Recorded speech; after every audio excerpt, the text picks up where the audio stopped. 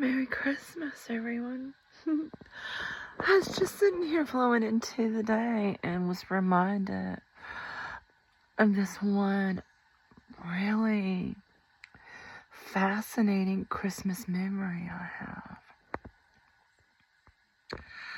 It was right there when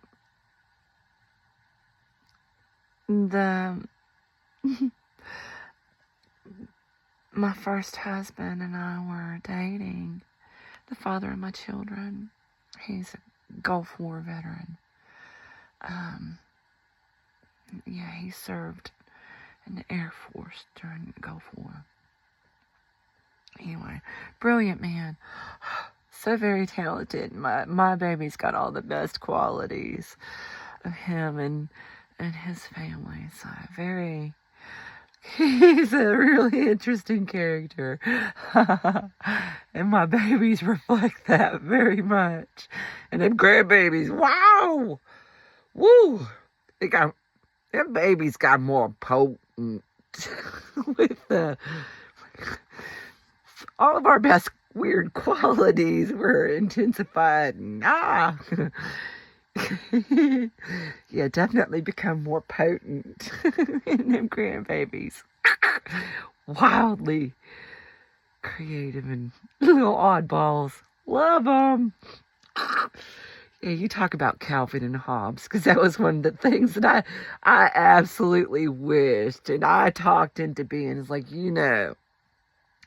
with your humor and my humor, if we have kids, which I knew was inevitable, and he did too, I guess, I was like, they're going to be like Calvin and Hobbes. And lo and behold, not only are they Calvin and Hobbes, they're like Ren and Stimpy's too. Which is, they're too much. They're so wildly creative. Anyway, I really did. But I was reminded of this memory of when we went to Pennsylvania for the holidays there in Avonmore. Man, you talk about them hills. Ooh. Yeah, they contain an ancient magic there too. Them particular hills, because there's something about there was old railroad that's not used anymore. Or if it is, I can't. It's really tell the story. And then the research can be done on the railroad. I can't remember what they told me because I'm trying to catch the thread. Reel it back in of what you reminded of. Okay. So we were up there for the holidays. We experienced Thanksgiving and was experiencing Christmas, getting to know family and stuff. But this time we were there. This was Thanksgiving. And Clint Carnahan, brilliant guitarist, y'all. He was wow talent, y'all. Seriously, I don't know where the old reels are, but they need to be discovered and put out there because he was a brilliant talent that I can't believe didn't get discovered. But anyway, cancer, yeah, he was gone too soon from this world. Anyway, Clint Carnahan was Bud's childhood best friend. And very much a part of the family. He was just another one of the kids, And he was an only child, but he experienced the whole brother-sister thing through being an honorary member of their family. So anyway, Clint, yeah, love him. And anyway, but we were there, and of course part of everyone getting to know me is me hanging out with him and Bud. So and get to know his mom and his dad, but I always referred to him as Juan. His name was John, though. And Evelyn, was it Evelyn Carnahan? I think it was Evelyn. Cool people. Cool people. Yeah, they had the Carnahans, they had a greenhouse. And so, anyway, very cool people. Yeah. And Clint specialized in roses. Anyway, so right there in their little nook where they had their farm was at the base of like a mountain that they had an old mine at. And that mine, there was a cave in that mine, and there was so many miners lost. And every now and again, when you're sitting outside during certain times of the year, there's this weird energetic thing, and all of a sudden it's like you'll feel a shift, and all of a sudden you'll hear an old time locomotive that has not been in them areas for probably over a century now. Not a century. Well, I don't know, those kind of locomotives. It had been a very, very, very long time since those trains were able to run in that particular area. But you can distinctly hear a locomotive chugging and then the train whistle.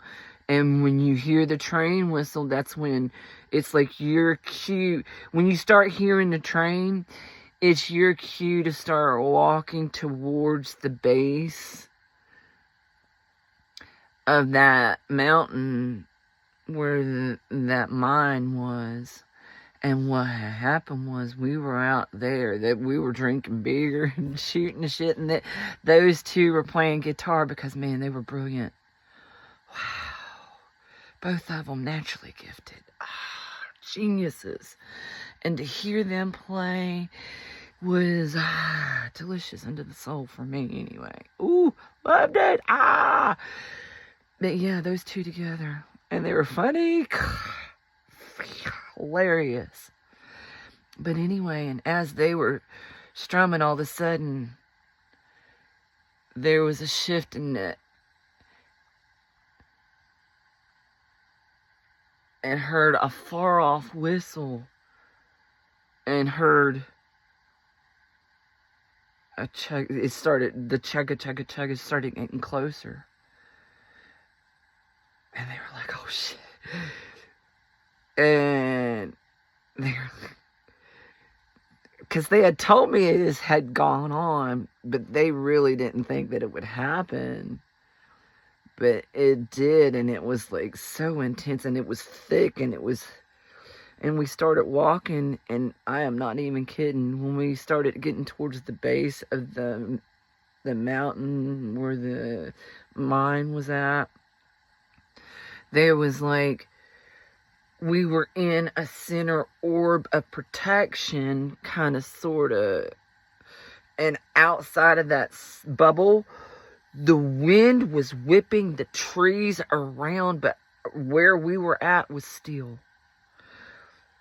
But you could see outside the wind whipping, but what we were hearing, I was hearing the train, and I was hearing it. The closer we got, we could hear the miners, the screaming, and the activity. You could almost make out what they were saying, and the terror, and you could, it's like a time loop of that experience in that rock being remembered. And it was, but we were in the center of this, and it was wild. And I had been drinking, so I wasn't able to get a hold of my energies. So it's terrified me because I was experiencing their terror and confusion, and that's caught in that time loop. And that was one of the most wildest experiences that I have had. And I am not the only one that has experienced that. You can talk to Essie and all. Yeah, I am not the only one that has experienced that. And I'm not sure if my daughter got to experience that, but I'm pretty sure if Essie was able to get them up there, because I know that Matt's experienced it too. And Matt works at the Pentagon. So you cannot tell me somebody of that upper echelon of brilliance and intelligence that experienced that for themselves. You cannot. Awful lot of coincidence of a lot of people experience the same kind of woo. But yeah, you can. I'm pretty certain that still to this day, you can up there and have more them train whistles and that. Do some research and do a poll people in the area. But there was something. It was something about that time of year. I'm not sure of when that happened, exactly the date of it, but maybe it had something to do with the moon cycle. I don't know. But man, I'm not sure if other people experienced it the way that me and Bud and Clint experienced it. And I'm not sure if Bud will remember it the same way I did, but that is exactly how I experienced it, and it was freaking wild, and it scared the frick out of me. But Bud was always Bud's always been he was always a cool vibe for me. And honestly, the hardest part of all of that was my friend, y'all. He was like that's what I took the very hardest out of all of that, was I lost my best friend in all of that. I used to love hanging out with him. We used to get into some weird shit.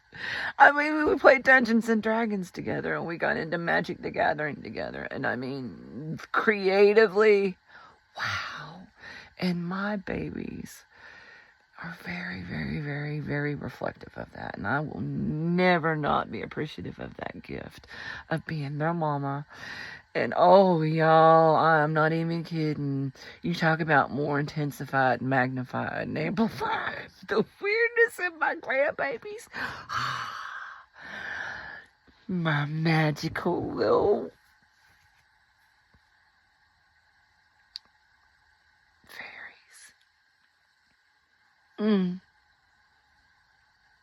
Beautiful gifts from God.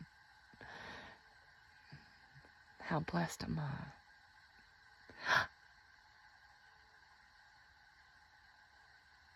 I don't know if y'all can hear that. I got a thing going on in the background. Owls in the background. Anyway.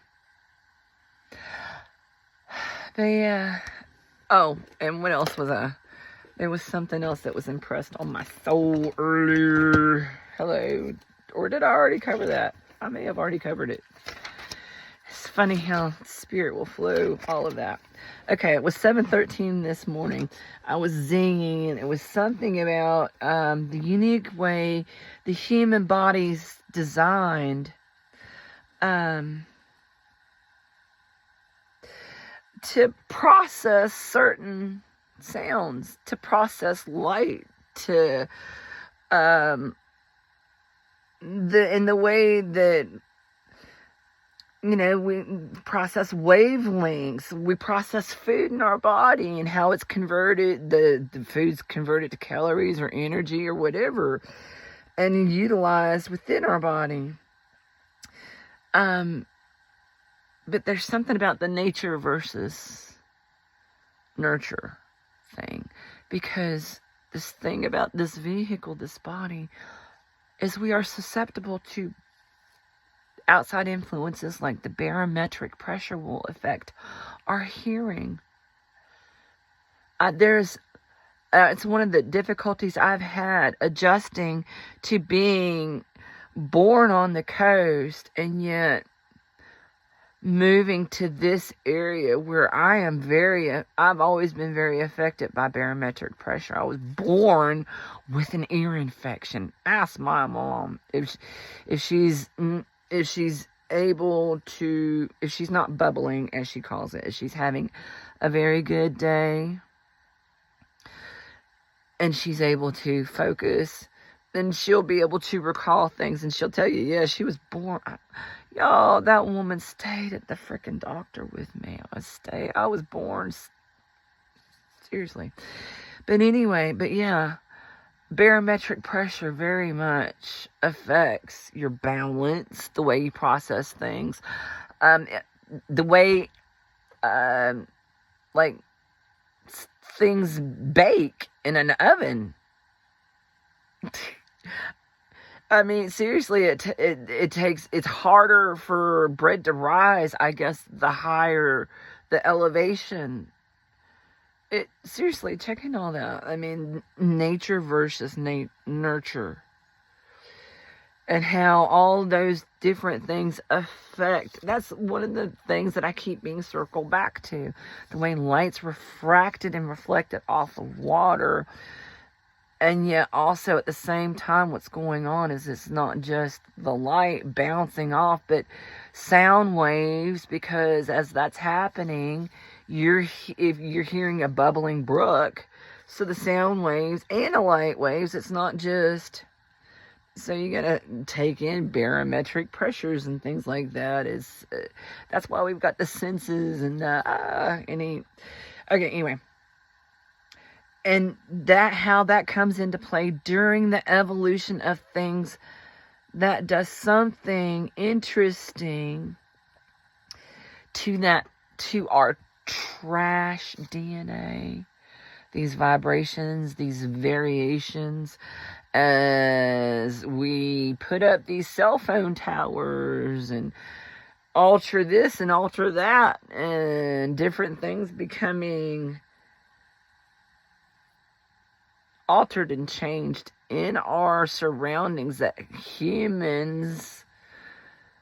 general humans aren't aware of, but powers that be have been putting into play for years, and we're just letting them, because they don't know what they're doing. They think that they're our trash DNA.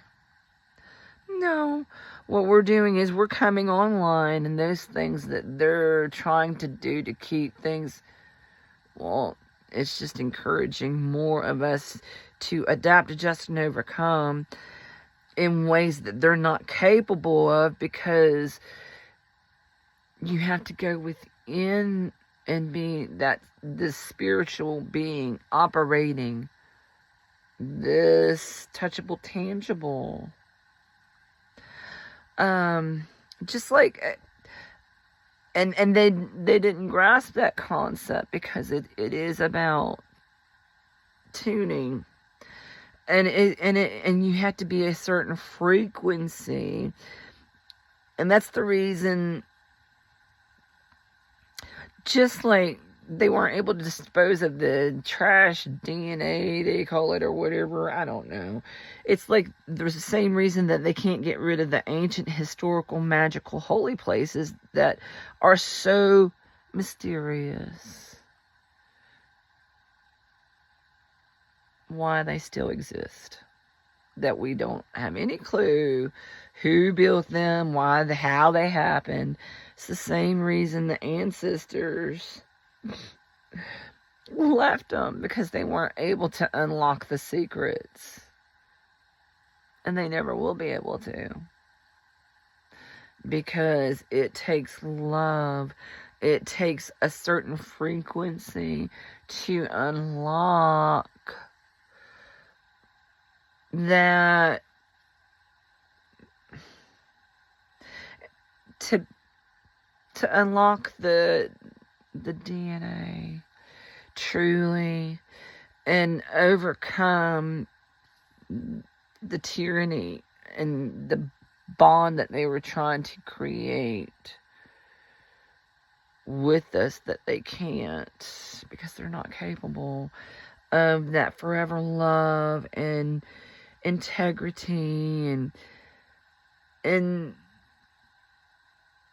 so it's like you get to a certain, something about the repeating of the evolution.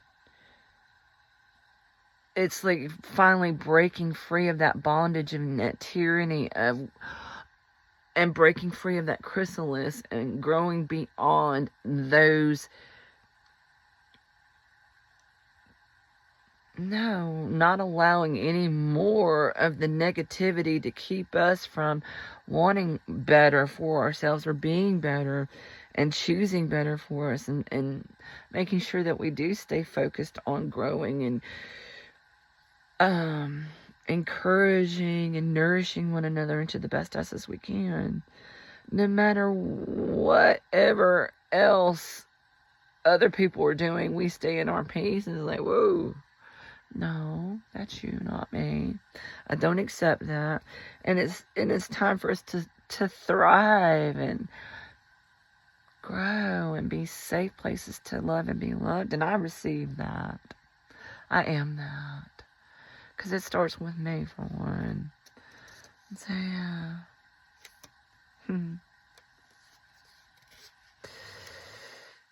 Yeah, something about, yeah, being born of the Spirit, from the Father, that seed planted within the mother, and growing beneath the mother's heart and birthed into this world. That sword of justice, that sword that passed.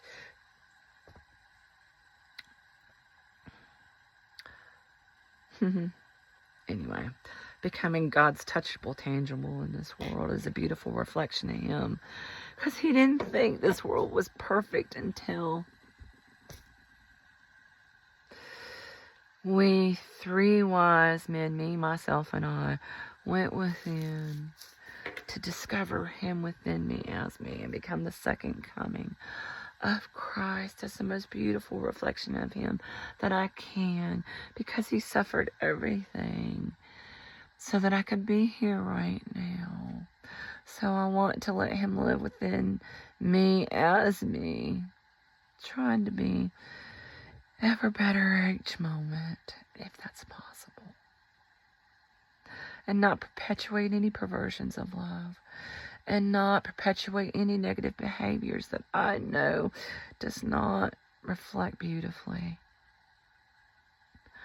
Staying in my peace.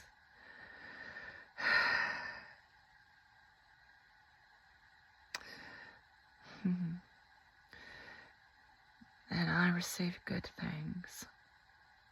I'm a magnet for good things, and I'm being flowed to them. So, it's all coming around. I'm not. Anyway, I'm grateful. I am so blessed.